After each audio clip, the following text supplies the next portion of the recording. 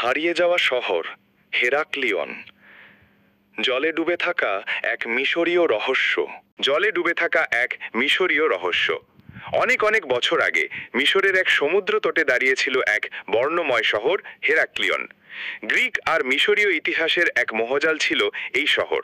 বলা হয় এই শহরে এসেছিলেন হেরাক্লিস নিজে, আর এখানেই ক্লিওপেট্রার পূর্বপুরুষেরা দেবতাদের পূজা করত এক বিশাল মন্দিরে। কিন্তু হঠাৎ একদিন এই গোটা শহর, মানুষ, ঘরবাড়ি, মন্দির, মূর্তি সবকিছুই ডুবে গেল নীল সমুদ্রের তলায়। কেন? কিভাবে? প্রায় 2000 বছর ধরে মানুষ জানতই না এই শহরের অস্তিত্ব ছিল। ইতিহাসের পাতা থেকেও হারিয়ে যায় এই হেরাক্লিয়ন। তবে 2000 সালের দিকে ফরাসি প্রত্নতাত্ত্বিক ফ্রাঙ্ক গোদিও এক গভীর সমুদ্র অনুসন্ধানে খুঁজে পান ডুবে থাকা শহরের চিহ্ন। সমুদ্রের নিচে মিলল বিশাল বিশাল মূর্তি, প্রাচীন সোনার মুদ্রা, দেবদেবীর প্রতিমা আর পাথরে খোদাই করা গ্রিক আর হায়ারোগ্লিফিক লেখা। গবেষকরা বলেন একদিন ভয়াবহ ভূমিকম্প আর সুনামি এই শহরের মাটি আলগা করে দেয়।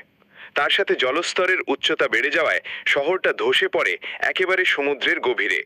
শত শত বছর ধরে এটা ছিল জলের নিচে লুকিয়ে থাকা এক টাইম ক্যাপসুল। অনেকে আবার বলেন এই শহর ধ্বংস হয়েছিল অভিশাপের কারণে। কারণ এখানে দেবতাদের মন্দিরে এক নিষিদ্ধ আচার চলত, যেটা ফরাওদের নিয়ম লঙ্ঘন করেছিল। সেই পাপেই নাকি দেবতা রুষ্ট হন। আজও হেরাক্লিয়নের কিছু জায়গা নিয়ে গবেষকরা প্রবেশ করতে ভয় পান।